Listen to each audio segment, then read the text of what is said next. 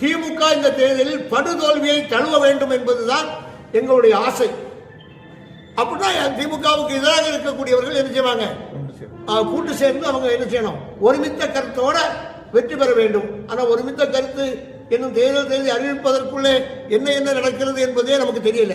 திடீர்னு இருக்கக்கூடிய ஆட்கள் காணாமல் போகிறார்கள். அதனால எந்த பக்கம் யார் போகிறார்கள் என்பது தெரியல. நாங்கள் இணைந்து இருக்கிறோம். நீங்க அரசியல் கட்சி கூட தேமுதிக, தவிக போட்டியிடுறதுக்கான சேர்ந்து நிற்கிறதுக்கான வாய்ப்புகள் கிடையாது. இப்போ அனைத்து இந்திய அண்ணா திராவிட முன்னேற்ற கழகம் ஆதரவு கேட்கிறது.